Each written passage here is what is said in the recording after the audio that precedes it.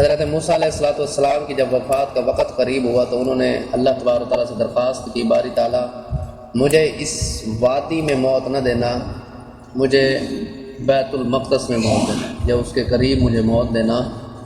تو اللہ تبارک و تعالیٰ نے ان کو حکم دیا کہ چلو۔ اعوذ باللہ من الشیطان الرجیم، بسم اللہ الرحمن الرحیم۔ وَإِذْ قُلْنَا ادْخُلُوا هَٰذِهِ الْقَرْيَةَ فَكُلُوا مِنْهَا حَيْثُ شِئْتُمْ رَغَدًا وَادْخُلُوا الْبَابَ سُجَّدًا وَقُولُوا حِطَّةٌ نَغْفِرْ لَكُمْ خَطَايَاكُمْ وَسَنَزِيدُ الْمُحْسِنِينَ۔ فَبَدَّلَ الَّذِينَ ظَلَمُوا قَوْلًا غَيْرَ الَّذِي قِيلَ لَهُمْ فَأَنزَلْنَا عَلَى الَّذِينَ ظَلَمُوا رِجْزًا مِّنَ السَّمَاءِ بِمَا كَانُوا يَفْسُقُونَ۔ صدق اللہ العظیم۔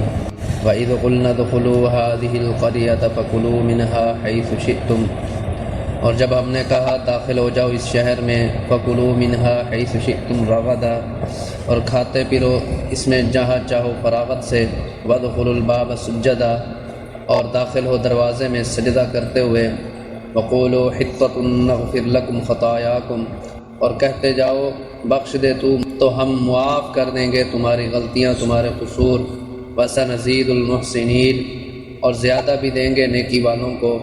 فَبَدَّلَ الَّذِينَ ظَلَمُوا قَوْلًا غَيْرَ الَّذِي قِيلَ لَهُمْ، پھر بدل ڈالا ظالموں نے بات کو خلاف اس کے جو کہہ دی گئی تھی ان سے۔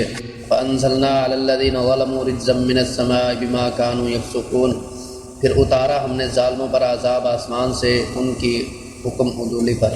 بنی اسرائیل وہ قوم تھی جن پر اللہ تبارک و تعالیٰ نے بہت زیادہ انعامات کیے، احسانات کیے، کہ یہاں تک کہ آسمان سے ان کے لیے پکے پکائے کھانے آتے، دسترخوان اترتے، مزے لے کر کھا رہے تھے، لیکن ناشکرے تھے، اس پر ناشکری کی، کہنے لگے ہمیں پیاز چاہیے، لہسن چاہیے، دالیں چاہیے۔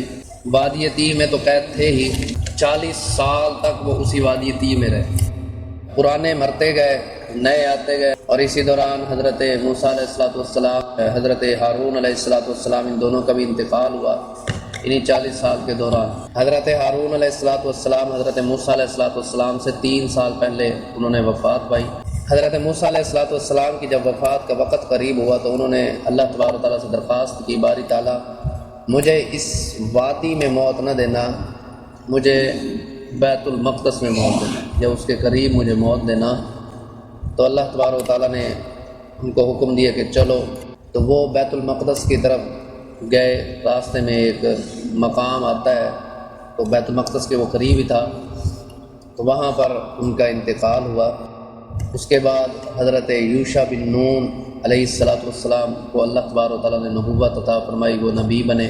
تو حضرت یوشع بن نون یہ حضرت موسیٰ علیہ السلام کے خادموں میں سے تھے، اور کہا جاتا ہے کہ جب حضرت موسیٰ علیہ السلام کی حضرت خضر علیہ السلام سے ملاقات ہوئی تو اس سفر میں یہ حضرت یوشع بن نون بھی آپ کے ساتھ تھے، اور مچھلی انہی کے پاس تھی جو راستے میں رہ گئی تھی، تو ان کو اللہ تبارک و تعالیٰ نے نبوت عطا فرمائی، اور انہی کی سرکردگی میں اللہ تبارک و تعالیٰ نے حکم دیا کہ شہر بیت المقدس میں داخل ہو جائے۔ اب وادی تیہ اور شہر بیت المقدس یہ ایک ہو چکے ہیں، ان کے درمیان پہلے تو فاصلہ تھا، لیکن اب فاصلہ نہیں رہا، اب یہ ایک ہی بن گئے ہیں شہر۔ بیت المقدس میں داخل ہوتے وقت تم نے 2 کام کرنے ہیں۔ پہلا کام تو یہ ہے کہ سجدہ کرتے ہوئے داخل ہونا ہے، اور دوسرا کام یہ ہے کہ حطۃ کہتے ہوئے داخل ہونا ہے۔ اس کا معنی ہے گرانا، مطلب یہ بنے گا مسئلتنا حطۃ، کہ ہم آپ سے سوال کرتے ہیں کہ ہمارے گناہوں کو معاف فرما دیں۔ تو یہ اللہ تبارک و تعالیٰ نے انہیں 2 حکم دیے۔ پہلا حکم کیا تھا کہ تم نے سجدہ کرتے ہوئے داخل ہونا ہے۔ اس سجدے سے مراد یا تو یہ ہے کہ عاجزی ہو، یعنی اکڑتے ہوئے داخل نہیں ہونا، عاجزی سے داخل ہونا، جھک کر داخل ہونا، اور یا پھر حقیقی سجدہ جیسے سجدہ ہوتا ہے اسی طرح۔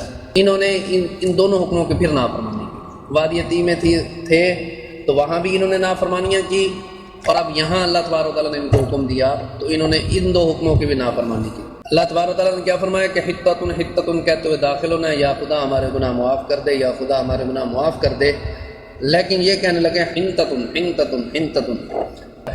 کا مطلب ہے کہ ہمیں گندم چاہیے، مسئلتنا حنتۃ، کہ ہمیں گندم چاہیے، ہمیں گندم چاہیے، ہمیں گندم چاہیے۔ بعض راہ یہ بھی فرماتے ہیں کہ انہوں نے کہا حبۃ فی شعرۃ، حبۃ فی شعرۃ، حبۃ فی شعرۃ، کہ اے اللہ ہمیں وہ گندم چاہیے جو خوشوں میں، اور اسی طرح ان کو حکم ہوا تھا کہ تم نے سجدہ کرتے ہوئے داخل ہونا ہے، تو یہ گھسیٹتے ہوئے داخل ہوئے، جس طرح بچہ گھیسیاں نہیں لیتا گھسیٹیاں، اس طرح جو ہے اس طرح یہ گھسیٹتے ہوئے جو ہے یہ داخل ہوئے، تو اللہ تبارک و تعالیٰ نے پھر ان پر عذاب نازل کیا۔ وہ عذاب کیا تھا کہ 3-4 گھنٹوں میں جو ہے کم از کم 30 یا 40 ہزار بندے ان کے مر گئے۔ آسمان سے عذاب نازل ہوا تعاون کی شکل میں، اس تعاون نے آ کر 3-4 گھنٹوں میں ان کے 30 سے 40 ہزار افراد کا کباڑہ کر۔ اللہ تبارک تعالیٰ نے کیا فرمایا؟ فبدل الذین ظلموا قولا غیر الذی قیل لهم، پھر بدل ڈالا ظالموں نے بات کو خلاف اس کے جو کہہ دی گئی تھی ان سے۔ فانزلنا علی الذین ظلموا رجزا من السماء بما كانوا يفسقون، پھر اتارا ہم نے ظالموں پر عذاب آسمانوں سے ان کے حکم عدولی۔ پہلے حکم عدولی کی تو اللہ تبارک و تعالیٰ نے ان کو وادی تیہ میں قید کر دیا، اب حکم عدولی کی تو اللہ تبارک و تعالیٰ نے ان پر آسمان سے عذاب نازل کیا۔ قربان جائیے آقا علیہ الصلوۃ والسلام کی رحمت پر کہ ہم کتنا اللہ تبارک و تعالیٰ کی حکم عدولیاں کر رہے ہیں، اس سب کے باوجود اللہ تبارک و تعالیٰ نے ہمارے اوپر عذاب نازل نہیں کیا۔ سنت طریقے کے مطابق زندگی گزاریں گے تب تو ہمارے لیے کامیابی ہے، اور اگر ہم اپنی من چاہی زندگی گزاریں گے تب دنیا بھی برباد ہے اور آخرت بھی برباد ہے۔ اللہ تبارک و تعالیٰ سے دعا ہے کہ اللہ تبارک و تعالیٰ جو کچھ کہا سن عمل کرنے کی توفیق عطا فرمائے۔